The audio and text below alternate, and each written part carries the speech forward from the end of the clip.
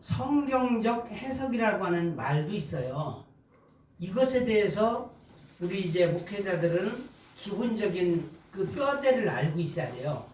구속사적인 해석이라고 하는 표현을 했을 때에는 거기에 반드시 무엇이 나와야 되죠? 구속사하게 되면은 뭐가 딱 나와야 되잖아요. 항상 우리가 성경을 보면서도 구속사적인 해석을 해야 된다라고 할 때 가장 중요한 게 뭐예요? 구원. 구원이 맞는데 누구를 통한 거? 예수 그리스도가 나와야 돼요. 그렇죠. 이게 바로 구속사적인 해석이거든요. 우리 손양 목사님 통해서 우리가 수년 동안 배운 것도 쭉 얘기하다 보면은 어디에서 예수, 또 뭐 에셀나무 예수, 소금나무 다 예수잖아요. 구속사적인 해석을 하고 있는 거예요. 그러면 신학적인 해석이라는 것은 무엇이냐? 라고 했을 이거는 엄밀하게 신학적으로 설명하게 되면은 우리는 개혁주의 노선을 밟고 있잖아요. 우리가 카톨릭적인 이런 해석을 하지 않아요. 우리끼리 이야기할 때는. 그리고 알미니안이라고 그러나? 그 알미니안 쪽으로다가 해석하지도 않습니다. 우리는 노선을 굳이 따진다고 하면은 바울 노선을 거치고 또 어거스틴의 노선을 거치고 그리고 토마스 아퀴나스가 아니고 칼빈 노선을 거치고 그래서 개혁신앙을 주제 노선으로 해가지고 우리가 해석을 하고 있습니다. 그래서 구약과 신약, 유대인과 이방인을 그런 시각에서 연결을 하는 거예요. 어떤 의미에서는 구속사적인 해석과 맥을 같이 하고 있어요. 우리 신학적인 해석을 한다라고 했을 때 그런데 영적인 해석이라고 하면 무엇을 말할까요? 왜냐하면 용어를 알아야 우리가 질문을 해도 이건 뭐다 이해가 되거든요. 용어의 의미를 모르면은 이해가 안 가요. 뒤죽박죽 해버리거든요. 영적 해석이라고 하면 뭐라고 그랬어요? 그림을 제가 이제 오늘 위해서 아까 잠깐 시간에 이거 그림을 제가 뽑아왔는데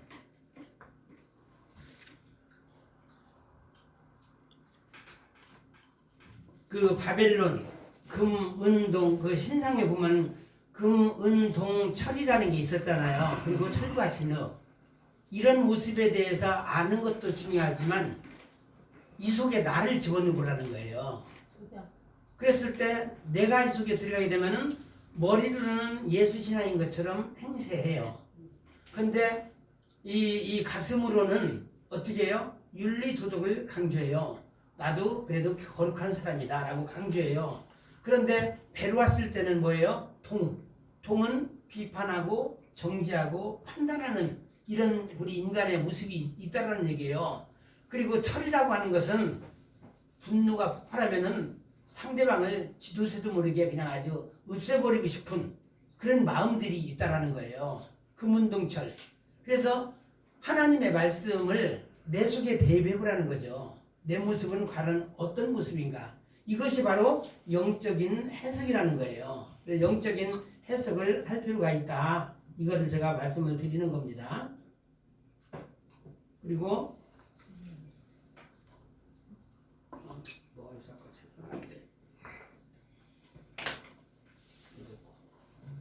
그래서 여기네요. 그래서 영적인 해석이 이런 것이고 그래서 나와 무슨 상관이 있느냐? 육체와 영과의 관계. 내 육체는 사실은 육적으로 따라가니까 볼받을 만한 게 없어요. 볼품이 없어요. 그런데 내 속에 만약에 영이 있다고 하면은 예수 그리스도의 영이 있다라고 하면은 나는 굉장히 소중한 존재예요. 지난번에 한번 제가 예화를 들었지만 깡통은 아무 숫자에도 소용이 없는데 깡통 속에 만약에 다이아몬드가 하나 들어있다라면은 이 깡통의 가치가 굉장히 크잖아요. 내 속에 다이아몬드보다 귀한 예수 그리스도가 들어가 있으면 내 가치는 상상을 초월해요. 이런 존재가 되어야 되잖아요. 그래서 영적인 해석은 그런 시각으로 나를 대입해보라는 거죠. 또 성경적 해석이라고 하는 것도 있어요. 이거는 뭐예요? 성경을 성경으로 해석하는 거예요. 성경에 나와 있지도 않은 해석을 하면 안 돼요. 성경 속에 오늘 저 뒤에 계신 분들이 오늘 좀 오셨어야 되는데 그분 뭐 선악과 얘기도 하고 뭐 그런 거 토론하면 좋겠어요라고 얘기했는데 정작 있어야 될 때 안 오셔가지고 조금 마음이 아픈데 그래서 성경을 우리는 성경으로 해석할 수 있어야 되거든요. 성경에 나오지 않는 거 주장하는 사람은 되게 좋아해요. 예를 들어서 죽은 사람 그거 뭐 해서 살았다 돌아오는 사람 그거 뭐 좀 뭐 어쩌다 한번 볼 수는 있었지만 그 뭐라고 무슨 체험이라고 얘기하죠? 임사체험. 임사체험. 임사체험 한 번쯤은 봐보는 것도 괜찮지만 이것이 전부인 것처럼 얘기하는 사람도 가끔가다 있어요. 위험해요 그게. 또 은사도 중요하지만 뭐 입신도 중요하고 뭐 여러 가지 예언도 중요하지만 그 위에 계신 하나님의 말씀이 가장 중요하거든요. 말씀 없이 접근했다가는 나중에 어떻게 삼천포로 빠지는 거예요. 그래서 성경으로 해석하는 것이 바로 그 성경적인 해석이라는 거죠. 결국은 신학적인 해석과 이것도 맥을 같이 해요. 우리도 성경으로 해석하는 이런 훈련들을 지금 많이 하고 있잖아요. 그래서 첫 번째 질문이 있습니다. 여러분도 거기 나와 있죠. 에덴 동산에서의 선악과와 사람 이야기입니다. 그래서 질문을 하겠습니다. 하나님이 만드신 아담과 하와가 과연 완전한 자일까요? 완전한 자일까요? 예? 아니요. 아니죠. 그런데 사람을 만들었다는 얘기는 아담이거든요. 처음에 다른 것들은 좋았더라 했는데 인간을 만들고 나서는 거기 앞에 뭐가 붙었어요? 심이 좋았더라 그랬어. 그런 걸로 봤을 때는 완벽하게 만드는 거 아니에요? 완벽하게 만들었으면은 저기 뭐야 그건 자유의지 때문에 그런 거 아니에요? 예? 자유의지 때문에. 예, 자유의지 또 저는 그래요. 완벽하게 만들었다면은 예, 영한테 사단이한테 넘어가지 않다. 뱀에게 그렇죠. 안 넘어갔을 텐데 네. 그래서 여기는 좀 완벽하지 않다라는 거에 한 표를 던졌어요. 또 다른 거는 완벽하긴 하지만 그 하나님께서 주신 자유 의지를 통해서 죄를 범한 거잖아요. 예, 죄를 범한 것이다. 이제 자유의지라는 것을 또 집어넣었어요. 또 다른 분들은 이게 또 있나요? 자유의지는 말씀 안에서 자유의지예요. 그러니까 자유의지가 예수 믿을 수도 있고 안 믿을 수 있는 자유니까. 형상 했는지 안 했는지. 형상 자체를 완벽하게 만들었어요. 일단. 예, 그렇죠. 처음에 하나님 만드셨어요. 예. 완벽하게 만들었다고 보는 거죠. 네. 일단 형상 자체는. 그래서 이제 우리는 이제 여러분들은 그래도 좀 약간 그 고단백질을 그 잡수신 분들이기 때문에 그래도 어느 정도라도 탁하면 이제 알아듣잖아요. 대충 예, 좋은 의견들이 좀 많이 나왔어요. 그렇다고 하면은 선악과를 왜 따먹었으며 범죄함으로 뱀의 종이 되었을까라는 거예요. 그래서 완전한 자라고 했었을 때에는 왜 선악과를 따먹었으며 범죄함으로 죄의 종이 되었을까? 이건 자유의지라는 얘기가 나왔죠. 범죄함으로 사실 자유의지도 좋은 쪽으로 선택할 수도 있었는데 왜 하필 따먹는 쪽으로 사람은 그러잖아요. 이거 꼭 건들면 안 된다. 그러면 갔다 보면 애들이 뭐요? 이거부터 건드렸어. 그런 경우가 있잖아요. 차라리 말을 안 했으면 몰라서 안 했을 텐데 이거 주의를 시켜놓으니까 꼭 요것만 건드리는 사람들 있잖아요. 어린 애들을 보면은 이거 먹지 마라 그러면 그것부터 없어지잖아요. 그래서 이런 심보들 그래서 하나님이 그렇다면은 이거를 알고 만드셨을까요? 모르고 만드셨을까요? 알고 만드셨어요. 그렇죠. 제일 중요한 게 이거예요. 하나님은 이미 선악과를 따먹을 줄을 아셨다는 거예요. 하나님의 벌써 계획 속에는 뱀이 들어와서 아주 이제 이상한 짓을 할 것이다라는 것도 다 이제 계산하에 하나님의 계획 속에 있었다는 거예요. 하나님의 틀이라고 얘기했잖아요. 아까 이 가나안 출애굽부터 가나안 정복까지 틀이라는 게 있었잖아요. 하나님의 틀 속에는 창세기, 출애굽기, 레위기, 민수기, 신명기 다 있는 거예요. 마찬가지로 우리는 이제 선악과만 생각해 보자고요. 너무 깊이 나가면 우리도 헷갈리니까 신학적으로 해석을 해보고 이것을 하나님의 의도가 중요한 거예요. 그렇다면 하나님의 의도가 뭘까? 이거를 신학적으로 설명해보고 영적으로도 한번 해석해보라 이거죠. 이제 신학적으면 좀 그때부터 좀 어려워지죠. 아니 그 유전자 안에 45개 유전자 45개. 안에 예, 들어가 있는 그 말씀을 통해 사단이 그걸 다 알고 있잖아요. 그걸 통해서 하와한테 이거를 주입하는 거 아닌가요? 그렇죠. 그래요? 주입했죠. 네. 주입했는데 그래서 자기 선택으로 자유 의지로 인해서 그가 따먹은 거죠. 예, 자유의지긴 의지인데 완전 미혹된 거죠. 그렇죠. 그렇죠. 미혹됐지. 미혹이 돼버린 네. 거죠. 그래서 미혹이 됨으로 인해서 미혹이 됐어요. 그래서 이거는 이제 신학적인 해석이라고 볼 수 있어요. 네. 미혹이 됐어. 그 조금 더 나아가서 우리가 이제 유대인 시각으로 한번 보자고요. 유대인 시각으로 보는 게 신학적인 해석이거든요. 이거를 좀 넓게 해석했을 때 왜 범죄할 수밖에 없었을까요? 그리고 죽을 수밖에 없었을까요? 그 말씀 안에 다 들어가 있잖아요. 그러니까 유대인 시각이면 유대인의 시각은 말씀은 뭐예요? 율법이죠. 예. 율법으로는 어떻게 해요? 죽을 수밖에 없어요. 그래서 하와도 죽은 거예요. 아담도 이제 죽은 거, 영이 죽은 겁니다. 율법으로는 죽을 수밖에 없어요. 그런데 이렇게 딱 하고 아담아 불렀어요. 그랬더니 숨었잖아요. 우리가 벗었으므로 창피해서 숨었나이다 그러잖아요.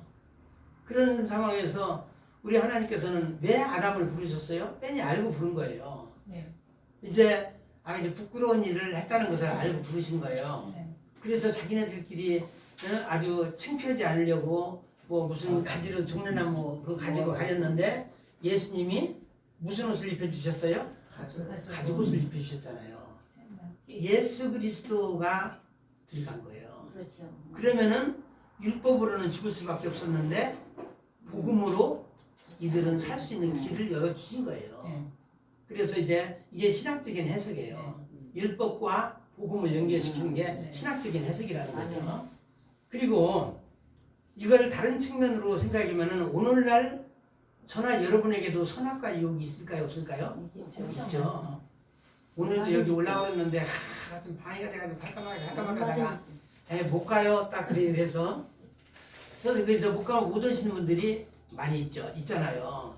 그러니까 우선권이 또 딴 데 있는 거예요. 그러니까 항상 우선순위라는 게 있어요. 우리에게는 여기 오신 분들은 그래도 진짜 천안에서 오시기가 막 가장 아마 힘들었겠죠. 네. 그러다 보니까 그냥 그 지난주에는 못 오셨지만 이번에는 그럴 때는 막 갈 수 없는다 하고 달려가요.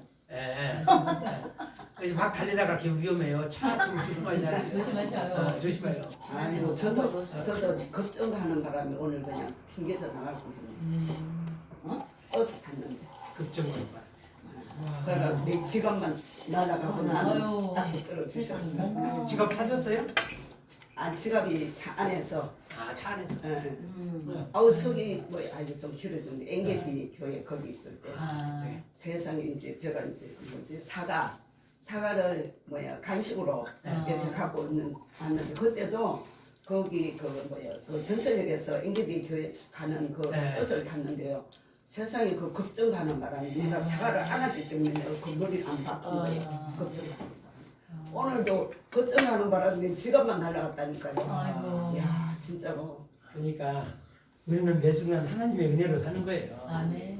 예, 하루하루 죽을 뻔한 고비들이 많이 있잖아요. 안 그러면 차에 박치기했으면 어떻게 됐을까 생각만 해도 아찔하잖아요.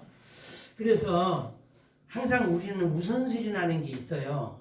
우선순위가 세상적인 것일 수도 있고 또 하나님적인 것이 있을 수 있잖아요. 그런데 늘 선택의 기로가 있잖아요. 자유의지로다가 무엇을 선택하느냐 이건 사람의 영적인 상태에 따라 달라지는 것이죠. 그래서 선악간을 어떤 의미에서는 매일 따먹는다고 볼 수 있어요. 왜냐하면 24시간 내내 하나님과 동행하는 사람이 좀 드물어요. 순간에 그냥 에이 오늘 금식해야 되겠다 하면서 내일부터 금식하지 뭐 이런 경우도 생길 수가 있는 것이고 그렇다는 겁니다.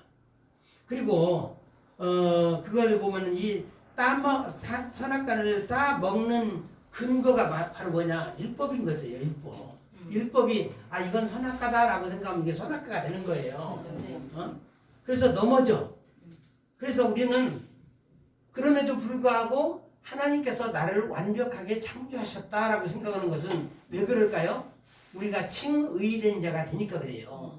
누구 옷으로? 그렇죠. 가죽 옷을 우리가 입을 수가 있기 때문에 그리스도의 세마포를 입은 자가 되기 때문에 우리는 비록 세상에서는 실패한 자이고 땅의 사람이지만 우리는 하늘에 속한 자라고 하는 이런 저 높은 곳을 향해서 날마다 올라가는 그런 존재잖아요. 그러니까 우리는 이 땅에 있는 동안에 하늘과 땅을 왔다 갔다 하는 존재예요. 영적으로 나를 대입해서 나 역시 선악과를 날마다 따먹을 정도로 형편없는 자인데 그렇지만 우리 하나님께서 가죽옷을 입히셔서 나를 그 이제 생명 얻는 자 구원받은 자로 만드셨다. 이게 바로 이제 내 나를 비교했을 때 영적으로 이게 해석이 되는 거예요. 그래서 신학적인 해석과 영적인 해석을 이렇게 우리가 좀 할 줄 알아야 됩니다. 그리고 생명의 근거라는 게 있어요. 생명의 근거. 왜냐하면은 하나님께서 아담에게 생명을 주셨고 또 하와에게도 생명을 주셨다고 그랬어요. 그런데 보세요. 저도 이제 그림을 못 그리니까 손 목사님처럼 똑같이 이렇게 그리면 그래서 이 아담이 이렇게 걸어가는데 보면은 아담이 오른쪽에 이렇게 걸어가고 있어요. 가게 되면은 하와는 바로 옆에 있는 건가요? 배필 개념을 얘기하고 있는 거예요. 여기 있을까요? 여기 있을까요? 아니면 여기 있을까요? 1번, 2번, 3번 중에서 배필을 보면 옆에 가운데. 있겠죠. 가운데. 1번, 2번, 3번 중에서 여기가 1번, 여기가 2번, 여기가 3번 어딜까요? 안 보여요. 1번이 뭐예요? 2번? 2번이에요. 2번. 옆에. 2번이 2번이에요. 옆이 아니에요. 왜냐하면은 한 반보 정도 뒤쳐져서 왜냐면 배필의 개념이 그렇다고 그래요.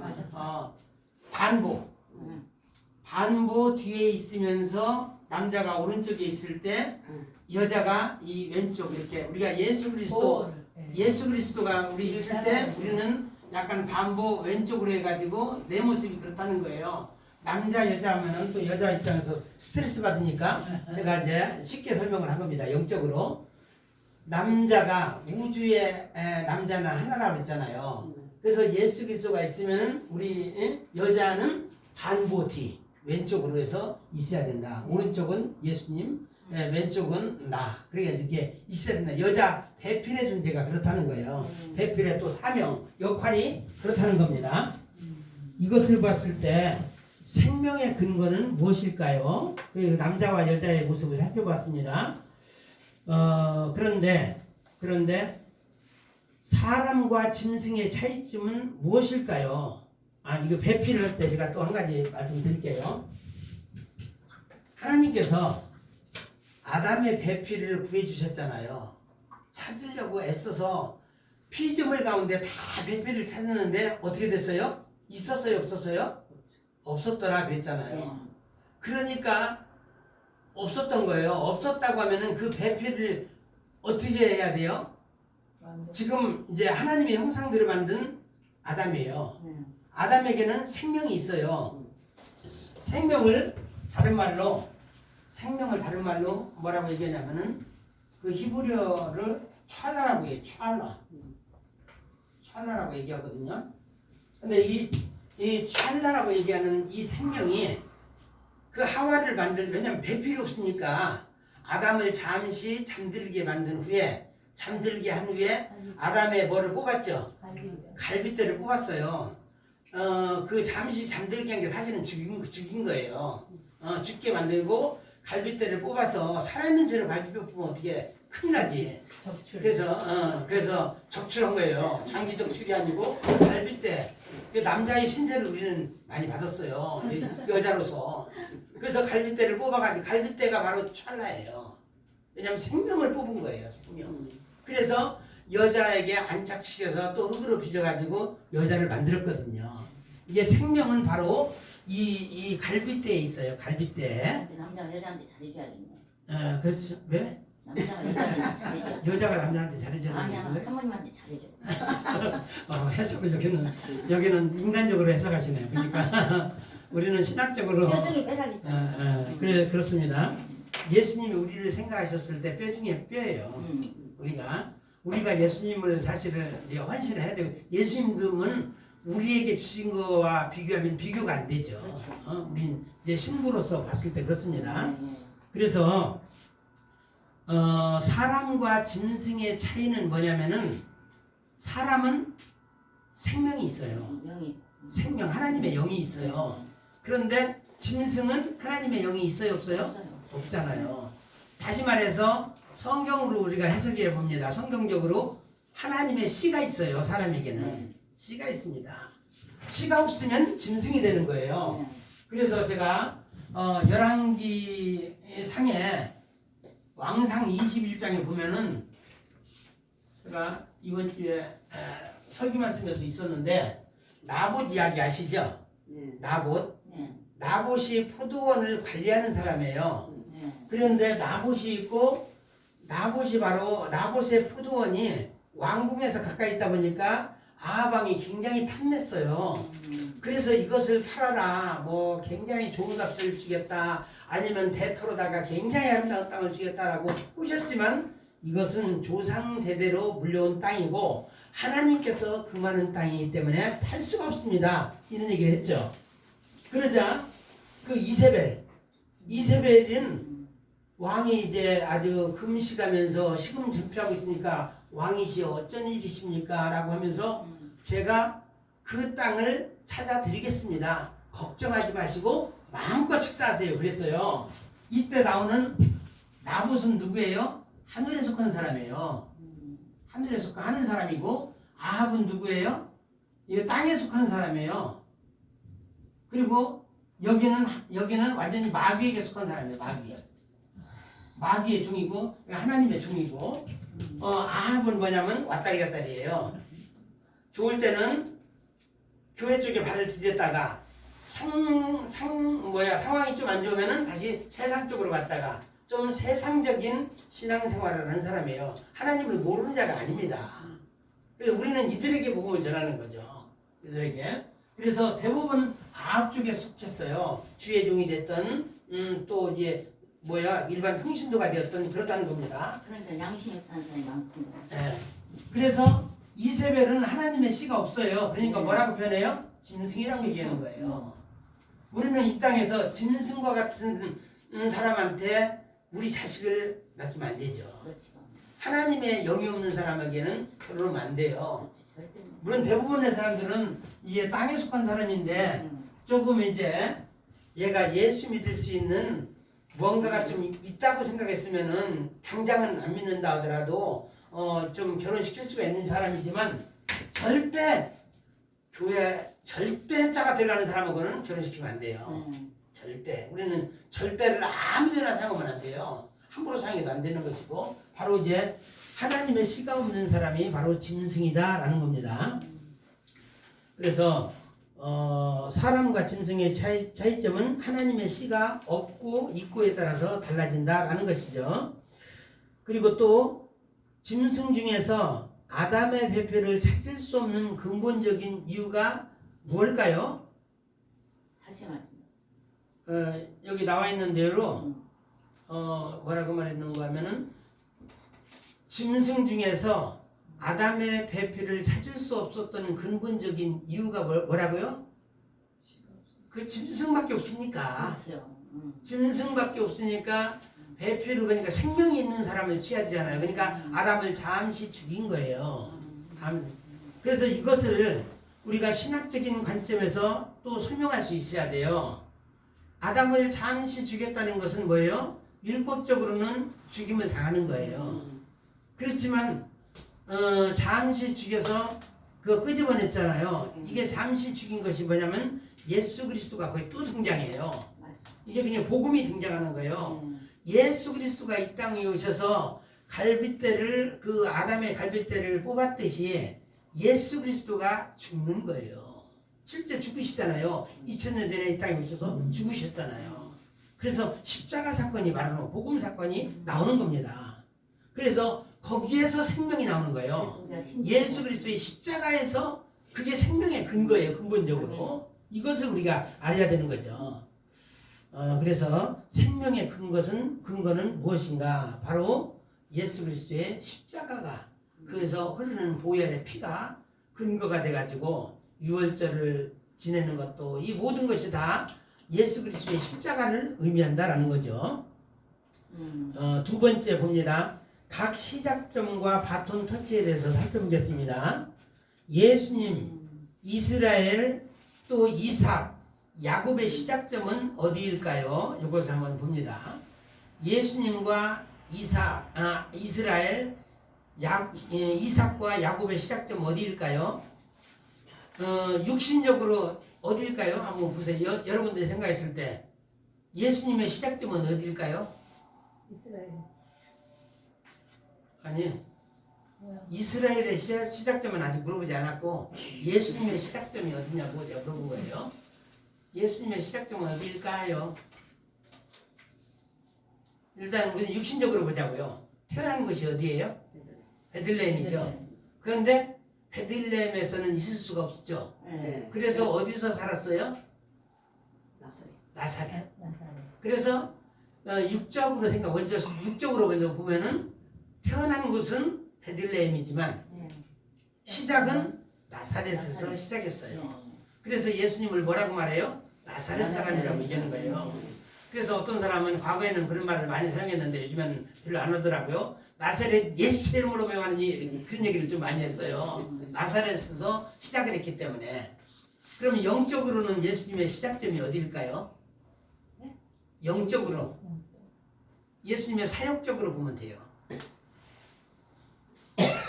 딱 하나 나와야 되는데 우리가 어디 가서 만났을 때 나중에 천국에서 만나자 할 때 그렇죠. 요단강이 나오잖아요.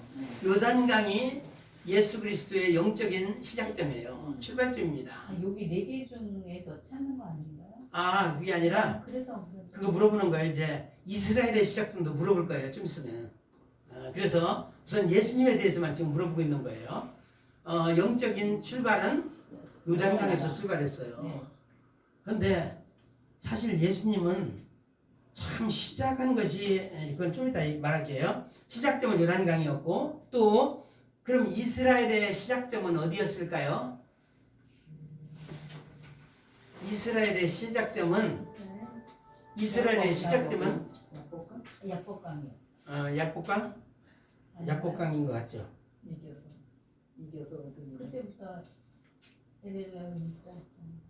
그러죠. 이스라엘의 시작점은 야곱이죠. 야곱이 육신적으로는 야곱이죠.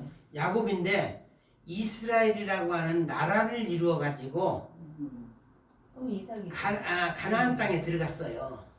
가나안 땅에 들어가서 제일 먼저 진을 치고 시작한 곳이 있어요. 그게 어디일까? 그거 물어보는 거예요. 이스라엘이 어디에서 가자마자 진을 치고 어쩌고저쩌고 했잖아요. 그렇죠. 길갑에서 이제까지 애굽 생활에서 했던 모든 수치를 다 흘려보내다라는 뜻이에요. 길갈에서 시작했고 실제 이제 이 전체 길갈 포함해서 가나안 땅에서 시작을 했던 것이죠. 이스라엘이. 그게 지금 팔레스타인이라고 하는 지방이고 또 그럼 이삭도 한번 보겠습니다. 한 김에 이미 살펴보는 거예요. 이삭은 어디에서 태어났지만 어디에서 사역을 시작했을까요? 이삭은 헤브론? 네? 헤브론? 헤브론이 아니고 이미 아브라함이 꽃이 피고 열매 맺은 곳이에요. 4글자로? 그렇죠. 부엘세바에서 태어났어요. 부엘세바에서 태어났는데 아직 자격을 보니까 자격이 안 돼. 너도 좀 뺑뺑이 좀 돌아야 되겠다. 광야 생활을 좀 해야 되겠다 싶어가지고 어디로 보냈어요? 길갈이 아니고 거기는 그자로 시작하는 데 있죠. 2글자. 그랄. 그랄은 빙글빙글 도는 원 이런 뜻이에요. 그래서 원 뭐 해가지고 거기서부터 이제 그 훈련의 장소죠. 그랄로 보내줬어요. 그랄로 보내줘서 이제 여러 가지 뭐 에색이나 신나나 뭐 르호봇이나 이제 부엘세바까지 결국은 이제 와서 정착을 하는 겁니다. 최종적으로는. 왜냐하면 시작점이라는 게 중요하기 때문에 그래요. 그러면 야곱은 어디에서 시작을 했을까요? 야곱 역시 부엘세바 괜찮은 데서 이제 태어났어요. 그래서 부엘세바 쪽에서 있었거든요. 그랬는데 그 시작은 거기에서 시작을 안 했어요. 저 멀리 삼촌이 있는 어느 땅이에요? 그래, 바다나람. 하란 땅. 그 바다나람으로 간 거예요. 거기에서 시작을 하게 됩니다. 이거 왜 살펴보는가 하면은 여러분들도 나름대로 시작점이 있을 맞아요. 거예요. 그게 생각이 나요 지금. 태어나는 곳은 내가 어딘데, 맞아. 응? 그게 다 어딘데 그거네. 실제 일은 거기서는 아무것도 안 막 했고. 걸려내 하나님이 나를. 그렇죠.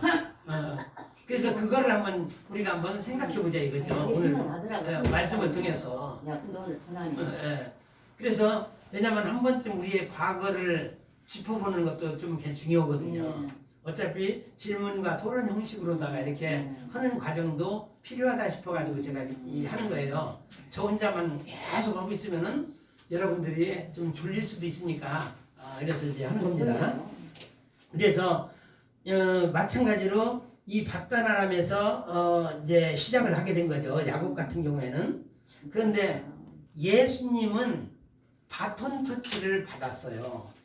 누구로부터 바톤 터치? 왜냐면 육상 선수가 선두주자가 그 다음 주자한테 릴레이 할 때 그걸 넘겨주는 게 바톤이거든요. 바톤 터치라는 게 있어요. 딱 마주치야 누구한테 물려받아가지고 또 하는 거거든요.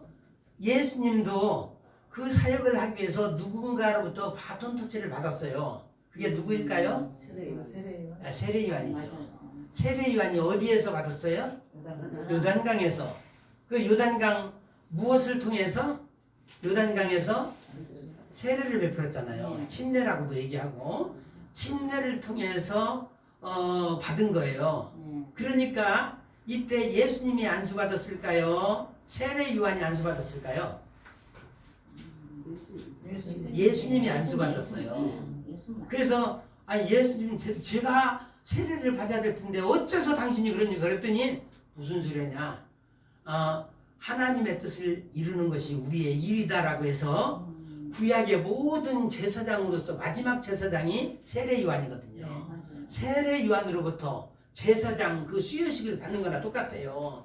그 안수를 받은 거예요. 그러면서 안수를 그러니까 구약의 모든 제사장 마지막 제사장의 구약 시대의 모든 죄가 어떻게 돼요? 예수님의 머리에 넘어간 거예요. 그러자 예수님의 등짝을 보니까 어떻게 돼요? 예수님의 등짝을 보니까 세상전을 주고는 그렇죠. 거든요. 자꾸 그림 못 그리는 사람 자꾸 그림 그리자. 괜찮아요. 갑자기 이 덩어리에 네. 예수님이 이렇게 있다라면 이 등에 엄청난 짐이 지어진 거예요. 눈에 보이는 짐이 아니야 이게. 눈에 보여지지 않는 세상죄가 보인 거예요. 누구의 눈에? 영적으로 눈이 열린 세례 요한에 보니까. 그래서 요한복음 1장 29절 말씀에 보라 세상죄를 지고 가는 하나님의 어린 양이로다 그랬잖아요. 왜 어린 양으로 표현했을까요? 3년 된 어린 양.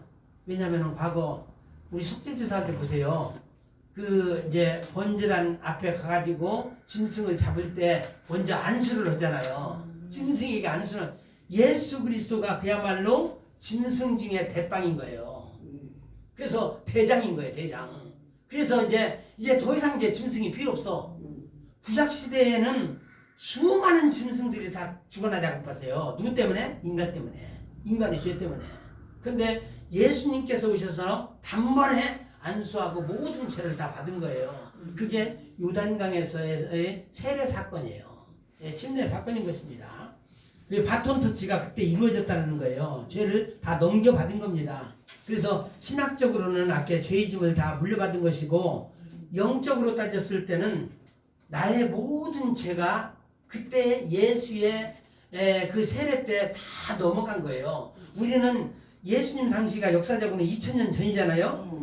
2000년 후에 등장할 나. 또 우리 최명자 목사님, 김선희, 뭐 다 이제 여러분들 다 한 사람 한 사람 전부 다 그때 이미 다 죄사함을 받은 거예요. 죄가 다 넘어간 거예요. 나의 죄가. 영적으로 이렇게 해석해 볼 수 있어요. 그러니까 예수님의 사역은 어떤 최적의 조건에서 사역을 시작했을까요? 최악의 조건에서 사역을 했을까요? 최악의 조건에서 사역을 시작했던 거예요. 예수님의 사역은. 그런데 우리는 지금 현재 그것에 비해서는 최악은 아니잖아요. 예수님에 비하면. 예수님이 나에게 모든 최악을 다 갚아주셨고 우리는 우리가 감당할 수 있는 십자가만 우리가 이거 지라고 해주시는 거예요. 그나마 힘들면 하나님 너무 힘들어요. 그러면은 힘드냐? 그러면서 좀 짐을 낮춰주잖아요. 그때마다. 얼마나 좋아요. 우리는 믿을 수 있는 분이 나와 함께 계신다고 생각하면은 너무너무 감사한 거예요. 네. 새로운 시작점이 있습니다. 죄가 넘어가는 모습을 우리는 확인할 수가 있어야 되는데 구약성경 중 어디에서 그 내용을 확인할 수가 있을까요? 죄가 넘어가는 거 좀 전에도 아까 설명을 드렸는데 죄가 넘어가는 모습을 어떻게 확인할 수 있을까요? 구약성경 어디에서?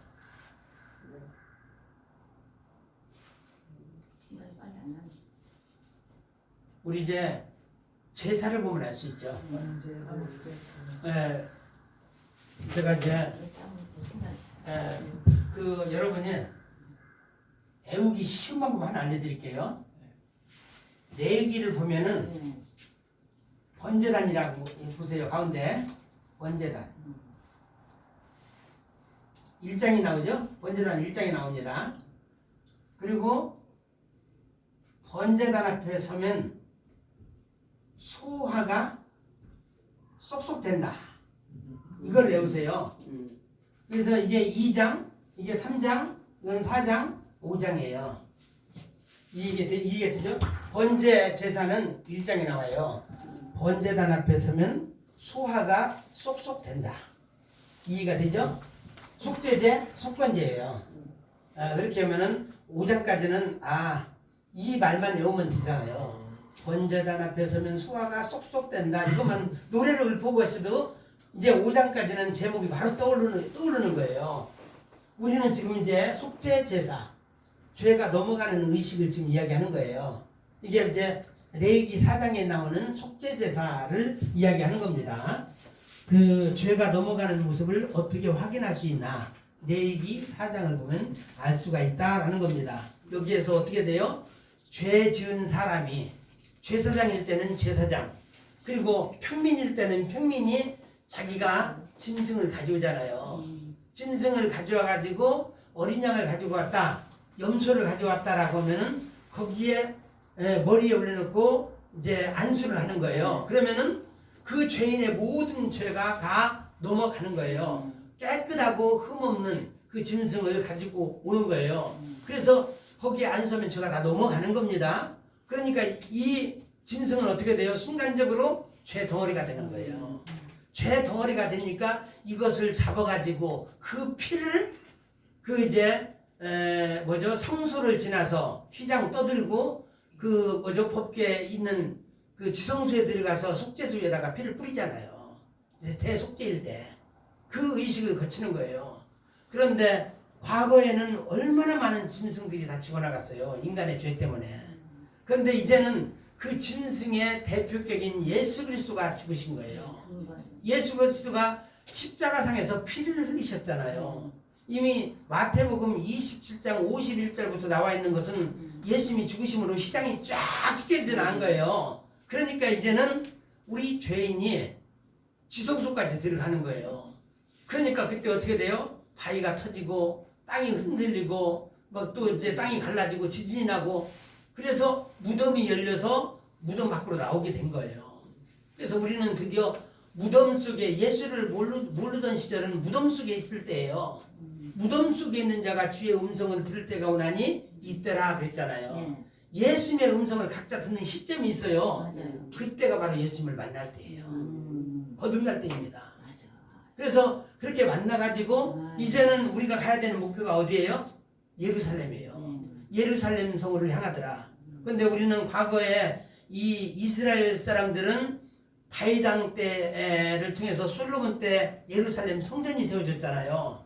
우리가 가야 될 성은 저 그 중동 땅 예루살렘이 아니고 새하늘과 새 땅에 있는 바로 새 예루살렘 성이에요. 아멘. 우리가 가야 되는 목표는 지금 내가 잘 먹고 잘 살자, 지금 이 천국, 현재적인 천국에 만족하면 절대로 안 돼요. 새 예루살렘 성을 위해서 날마다 전진해야 돼요. 특별히 주의 종이라고 하면은 그냥 땀방울이 핏방울이대로든 뭐 땀방울이 핏방울인가 핏방울이 땀방울이 되도록 하나님 앞에 불을 지져야 돼요. 그렇게는 못하더라고요. 예. 그래서 그렇게는 못했지만 소합향과 나감향과 이런 이제 이 향이 세 가지가 있잖아요. 풍자향 이런 것들의 어떤 과정을 겪어야 돼요. 그러니까요. 예. 그래서 겪는 작업을 지금 하고 있는 거예요.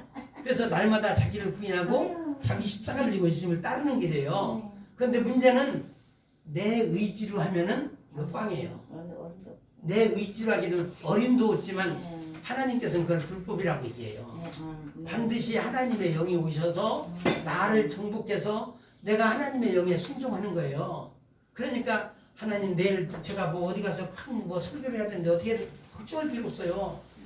하나님을 맡기고 내 설교 원고도 작성해야죠.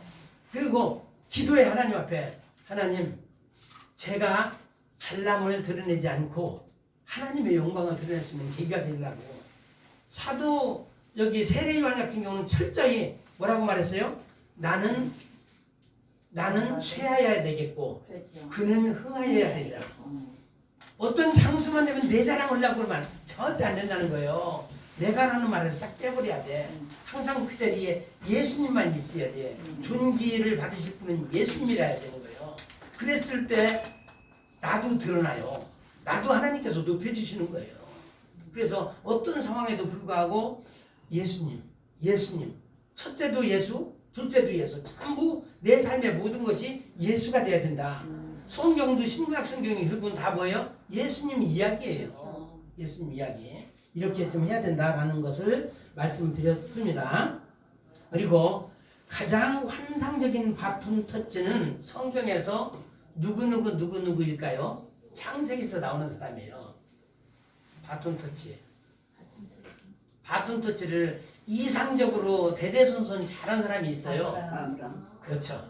또 아브라함부터 이삭, 야곱, 요셉까지 아주 이제 여기 환상적인 바톤 터치가 이루어진 거예요. 문제가 없었나요? 문제 있었어. 있음에도 불구하고 이들은 끊임없이 하나님만을 따랐던 사람이에요. 그러니까 하나님이 기뻐하셔요. 문제는 나한테 있는 거잖아요. 그런데 그 문제 때문에 하나님 저는 도저히 불가능하겠어요 할 필요가 없어요. 그냥 내가 하나님을 찾고 하나님은 어찌하든지 저를 붙잡아 주세요. 제가 중도하지 않도록 넘어지지 않도록 하나님 붙잡아 주세요. 그 보세요. 인격적으로 봤을 때는 사울 왕과 다윗 왕을 보면은 오히려 인간적으로는 다윗이 좀 못난 부분이 많아요. 사울은 좀 인간적으로 대범해.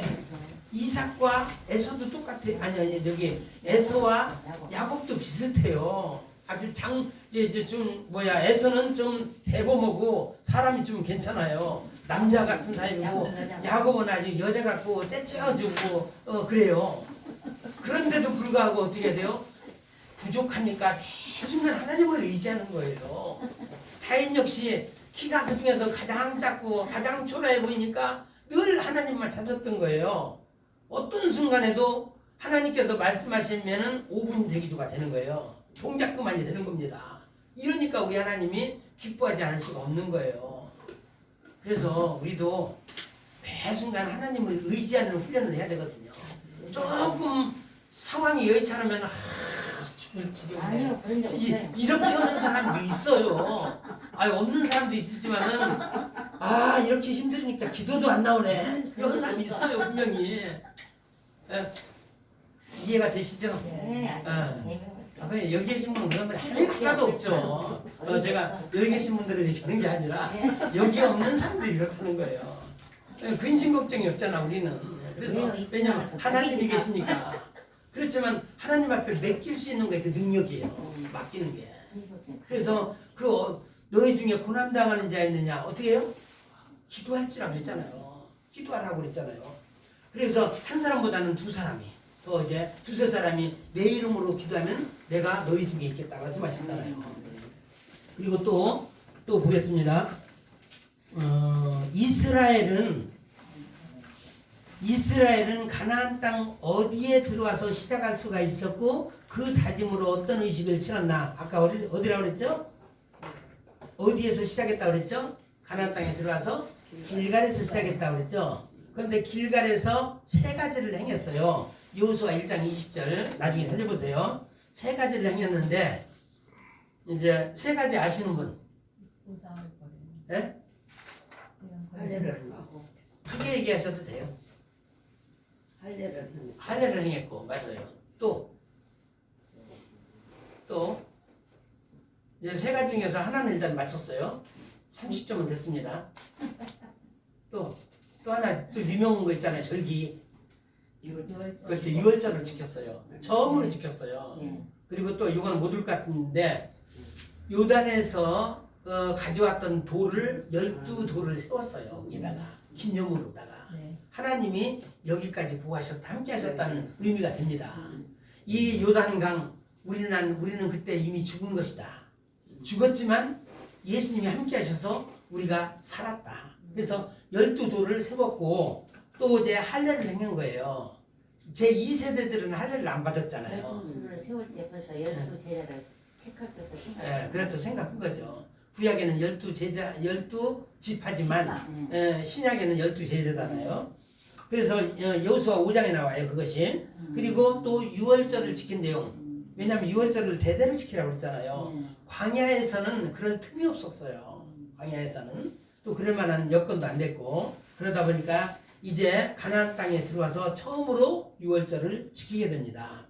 그리고 마지막으로 이사야 11장 1절 말씀이 있어요.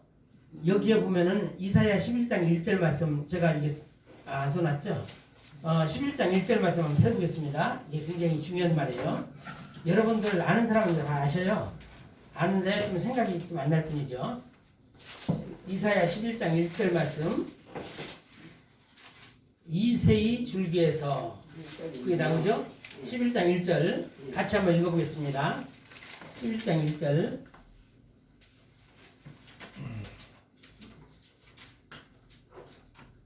찾았나요? 네, 시작. 이새의 줄기에서 한 싹이 나며 그 뿌리에서 한 가지가 나서 결실할 것이요. 이것을 좀 해석하실 분. 이거 다 해석하실 수 있어야 되거든요. 그 제가 또 손목사님도 몇 번 가르쳐 줬어요.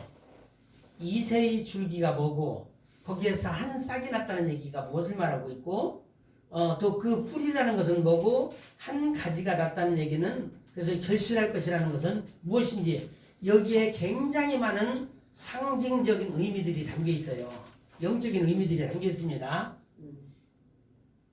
이새의 줄기 다윗의 조상. 예? 족보 맞아요. 뭐였어? 그러니까 다윗의 아버지 이새 얘기를 하는 거예요. 그런데 왜 줄기라고 표현했을까? 왜 싹이 나려면 어디에서 나야 돼요? 뿌리에서 나야 되잖아. 뿌리. 말씀 오면 신학적으로 들어간 거고 성경적으로 먼저 살펴보면은 그 싹이 왜 줄기에서 싹이 날까? 그것도 좀 이상하지 않습니까? 뿌리에서 또 한 가지가 그렇죠. 뿌리에서 나야 되는데 왜 갑자기 바뀌었어. 줄기에서 싹이 났다고 얘기를 했을까? 이것도 좀 이상하잖아요. 이게 바로 하나님께서 숨겨진 진리예요. 아주 숨겨놓은 말씀이거든요. 보면은 우리가 나무가 있어요. 나무가 있는데 이렇게 좀 안 되지. 이게 이 속에 이제 뿌리들이 쫙 있어요. 이 뿌리들이 있는데 여기를 이렇게 딱 잘라버린 거예요. 이 밑둥이 된 거예요. 이게 줄기잖아요. 이게 쭉 예를 들어서 커지게 되면 여기서 이제 가지들이 있어요. 가지들. 또 가지들이 있고 또 열매가 있고 그러게 되지. 근데 여기 이제 밑둥이 있어요. 밑둥. 이제 줄기고 이새의 줄기에서 그 줄기에서 중간에 잘려졌고 거기에서 한 싹이 났다고 그랬어요. 그럼 왜 줄기일까? 이것도 물음표를 가져야 되거든요. 성경을 가는데 나는 다 알겠는데 뭐 그래서 다 안다고 해서 물어보면은 몰라요. 그런데 이게 대수롭지 않게 지나가니까 그렇게 되는 거죠. 줄기에서 이게 한 싹이 났다. 한 싹은 누굴까요? 한 싹. 당신 한 싹이 났어요. 음. 이세에게서. 이세에서 한 싹은 누구예요? 다윗이잖아요. 다윗. 다윗은 누구를 상징해요? 예수 그리스도를 상징하잖아요. 네. 하나님 마음에 합한 자, 예수 그리스도를 상징하잖아요. 그런데 왜 줄기일까? 줄기가 썩지 않으면은 썩어져야 땅이 되잖아요. 썩어야지만이 이게 거기서 이제 이 원래 뿌리에서 나와야 되는데 이 땅에서 나와야 돼. 이 썩어져야 되는 거거든요. 이게 썩어졌다는 얘기는 죽었다는 얘기예요. 죽지 않으면 저기가 나올 수가 없어요. 다윗이 나올 수가 없어요. 그래서 이세의 줄기, 썩어진 줄기라는 거죠. 썩음의 과정이 있는 거예요. 한 알의 미랄이 죽어야지만 열매가 맺어지거든요. 죽었다라는 의미입니다. 이게 땅이 된 거예요, 줄기가. 그래서 이것을 말하고 있는 거예요. 그렇게 되고 또 그 뿌리에서 한 가지가 났다 그랬어요. 갑자기 또 그 뿌리가 나오는 거예요. 또 뿌리는 또 뭘까 그럼? 뿌리에서 한 가지가 났다라고 그랬어요. 가지. 이 뿌리라고 하는 거 뭐예요? 뿌리는 뭘까요? 그 뿌리는 근본이에요. 근본. 근원. 우리 삶의 근원은 누구예요? 하나님이시잖아요. 그러니까 하나님의 역사 속에서 다 태어난 거죠. 하나님. 그 뿌리는 우리는 하나님이에요. 우리는 하늘의 왕, 전능하신 하나님이잖아요. 그 뿌리에서 한 가지가 났다고 그랬죠. 뿌리에서 가지를 히브리어로 보면은 넷제르라고 얘기해요. 넷제르. 이런 걸로다가 이상하게 숨겨놨어요. 넷제르가 히브리어로 가지거든요. 그럼 넷제르 하면 많이 좀 들어본 말 있지 않아요? 오늘 얘기했을 때 예수님이 어디에서 살았다고요? 나사렛. 이게 나사렛이에요. 넷제르가 나사렛이에요. 나사렛. 그래서 그 뿌리에서 하나님 다윗의 뿌리에서 그 뿌리라는 건 다윗의 뿌리잖아요. 예수 그리스도를 상징하는 그 다윗의 뿌리는 결국 하나님이시라는 거죠. 하나님께서 넷째를 한 가지가 나게 하셨다는 거죠. 가지가 났다는 거죠. 결국은 하나님 가지 예수 그리스도를 상징해요. 예수 그리스도가 났다는 얘기고, 그래서 성경에 이것이 있는데 그 당시에 나사렛에 가면은 나사렛으로 도망했는데 이렇게 써놓으니까 신학 박사들도 해석을 못한 거예요. 애굽계 베들레헴에서 2살이야 어린애들만 다 죽었잖아요. 이미 피했는데 어디로? 나사렛으로 피했잖아요. 그래서 이게 하나님께서 숨겨놓은 거예요. 이게 사탄은 알지 못하도록 하나님의 사람들만 알아요. 보세요. 제자들에게는 하나님의 비밀을 너희는 아는 것이 허락되었다라고 그랬잖아요. 그러니까 하나님의 비밀을 함부로 가서 봤으려도 안 돼요. 들을 귀 있는 사람에게만 얘기해야 돼요. 그래서 우리는 영안이 열려있기 때문에 영안이 알려있는 사람이나 이거 제가 얘기하는 소리가 무슨 소리인지 알아듣지, 모르는 사람이, 모르는 목사님들이 이걸 얘기하더라도 뭐라고 말해요? 귀신 신날 까먹은 소리라고 그래요. 그러니까 어이가 없는 거예요. 우리가 봤을 때는. 그래서 우리는 이거를 알아야 돼요. 그래서 나사렛에 숨겨진 의미, 하나님의 의도가 이게 숨어져 있는 거예요. 이 말씀 속에서도. 이제 이것을 우리가 좀 알 필요가 있다라고 하고, 뒤에는 제가 잠깐 쉽게 넘어가겠습니다. 왜냐면은 이런 것도 있다는 것을 보여주기 위해서 가나안 정복 사단기를 중심으로 토론하는 거예요. 첫 번째 것만 보겠습니다. 출애굽은 구원의 시작과 해방이라는 건데, 이것을 할 때는 대부분 우리끼리 이런 거를 토론하면 안 돼요. 이거는 누구끼리 토론한다? 평신도들 제자 훈련한다든지, 아니면 여기는 괜찮아요. 도입서부터 해가지고 큐티 할 때 이런 거 많이 보셨잖아요. 도입과 공감과 말씀과 적용과 결단, 이거 많이 들어봤잖아요. 큐티 할 때는 이게 필요하지만 우리끼리 할 때는 이거 시간 낭비예요. 지금 우리는 이런 거 할 시간이 없어요. 그래서 내 인생에서 여긴 도저히 벗어날 수 없다고 느꼈던 애굽 같은 시절이 있었을까요? 있었습니까? 다 있죠. 다 있습니다. 이거는 그래서 제가 당연히 있습니다.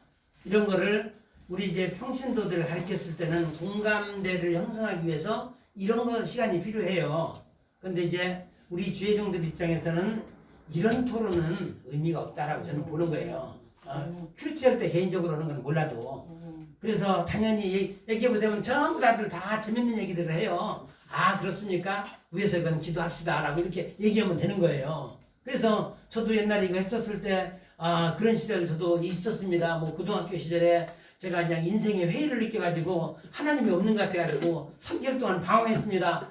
그런 적이 있어요. 그래도 일찍 깨달으셨네요. 뭐 그러면서 이렇게 또 칭찬도 해주고 막 그러면 기분이 으쓱으쓱했던 거죠. 나름대로. 이런 도입 질문이 있어요. 그리고 출애굽을 통해서 이런 거 할 수 있어요. 그리고 공감과 나눔의 시간이에요. 두 번째, 사람들은 왜 애굽 같은 삶, 다시 말해서 죄라든지 중독이라든지 세속이라든지 과거에 익숙해지거나 돌아가고 싶은 생각이 있을까요? 있어요, 없어요? 없어요. 아예 없다라고 하면은 있긴 있죠. 없다라고 하면은 굉장히 거룩한 것 같잖아요. 근데 이제 거룩한지 안 거룩한지는 우리 하나님만 아시고 우리는 돌아가고 싶은 생각은 없지만 어쩌다가 한번 생길 수가 있어요. 이제 솔직한 마음이죠. 왜냐하면은 편리함을 추구하려고 하는 게 인간의 심리예요. 나름대로 성공도 좀 하고 싶어. 기왕에 목사 했으면은 한 100명 정도라도 좀 돼가지고 우리가 좀 큰소리 좀 뻥뻥 쳐가면서 좀 하고 싶은 생각이 있을 수도 있어요. 이게 눈에 좀 표시 안 나는 게 만약에 아니라 좀 표시나게끔 하나님 저 좀 만들어주세요 하고 싶은 생각이 있어요. 근데 한편으로는 탐욕이라고도 이게 탐욕에서 비롯된 거예요. 우리 욕심이라는 거죠. 그런데 하나님이 필요하면 주시는 건 또 어렵지 않아요. 이게. 그런데 감당을 하느냐 이거예요. 잘 감당하느냐. 대형교회 목사님들은 성경 볼 시간 있을까요? 없어요. 설교도 다 써준대. 요새 챗GPT가 나오니까 얼마나 또 좋겠어. 그것도 입력을 대충 어떤 식으로 해놓으면 거기에 맞춰서 또 입력이 나온대요. 그런데요. 그러니까 그래서 하나를 이런 식으로 설교 좀 요약 좀 해달라 그러면 다 나온대요. 신학적으로 어때는 좀 재미있게. 사실 그러네요. 옛날에 들었는데 사실 그래요. 네. 그래서 이거 저기 볼 시간 설교도 이거 할 시간 신방하고 뭐 어디 만날 사람 너무 많다 보니까. 왜냐면 하나님의 일이 뭐라고 그랬어요? 하나님과 주 예수 그리스도를 아는 것이니라고 했잖아요. 이게 하나님의 일이라고 했는데 그런 하나님의 일은 하지 않고 자기 일이 바꿔요. 여기저기 오다 신방 다닌다 뭐한다 누구 만난다 이게 하나님의 일인 걸로 착각하고 있는 거예요. 하나님이 원하시는 일은 이렇게 모여가지고 우리끼리 하나님에 대해서 연구하는 거. 이게 하나님의 일이에요. 이게 하나님이 원하시는 일. 이것을 봐야 되는데 이제 그렇다는 거죠. 그리고 이제 세 번째, 말씀 중심. 또 말씀을 여기다 딱 넣어놓으니까 말씀을 또 봐야 되죠. 12장 33절 얘기는 그 6월절 이야기예요. 재앙이 내리지 않는다. 그 피가 지나갈 때 재앙이 내리지 않는다. 그런 얘기가 되고, 또 고린도서 10장에 있는 내용은 구름과 바다에서 세례를 받았다는 내용이고, 요한복음 1장 29절은 세례 요한에게 너 누구냐? 정체를 밝혀라 이런 얘기예요. 이 사람이 예수인가? 정체를 밝혀라 라고 했더니 난 예수가 아니다. 나는 그분이 오셨을 때 내 신들매 신발끈 풀기도 감당치 못하는 사람이다 라고 자기의 정체를 분명히 말했어요. 내 뒤에 오시는 이가 진짜 예수 그리스도다 라고 얘기를 했어요.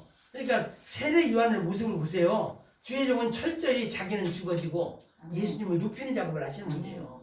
주의 종이 우리가 해야 될 일이 바로 그 작업이에요. 예수 찬양, 오직 예수 그리스도를 높이는 일. 그래야 우리가 능력받고 세임을 받는 거죠. 그래서 말씀 속에서 살펴보고, 그 다음에 그래서 여기에 보니까 6월절 어린 양의 피와 출애굽은 오늘날 어떤 신학적인 의미를 가질까요? 신학적인 의미도 나름대로 여러분이 알아보세요. 대충 제가 설명을 드릴게요. 6월절 하게 되면 어린 양의 피예요. 다시 말해서 율법 시대에는 어린 양이 필요했어요. 짐승이 필요했습니다. 수없는 양들의 피가 굉장히 소중했던 시대예요. 그렇지만 복음 시대 예수 그리스도가 이 땅에 오심으로 한 방에 해결하신 장면. 그래서 유월절도 우리는 누구의 복음 내신 예수 그리스도의 유월절을 지키는 거예요.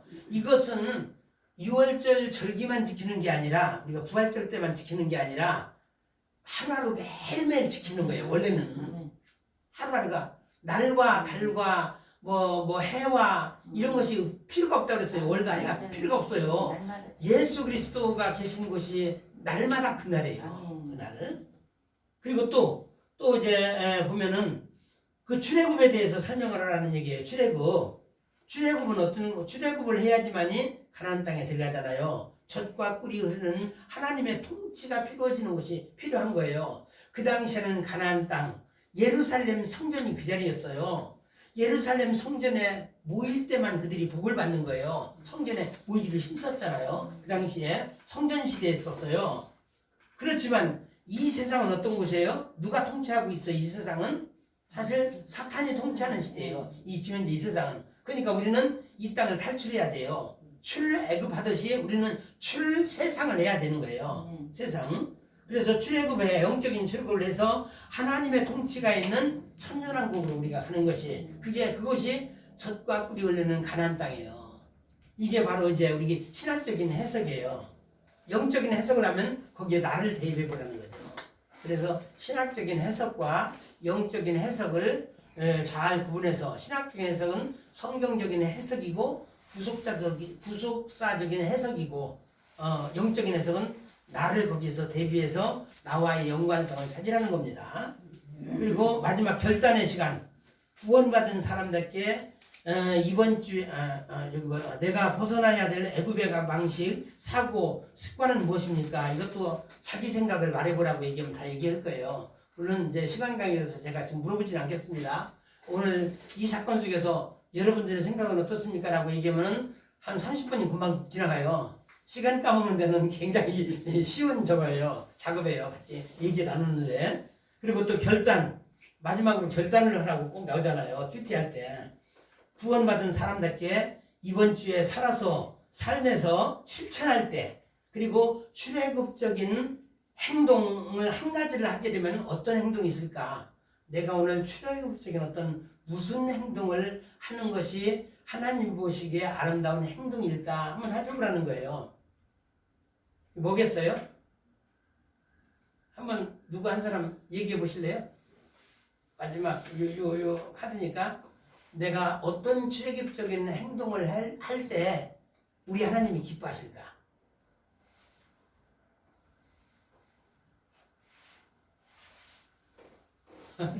토론하지 않으니까 역시 진보해주는군요.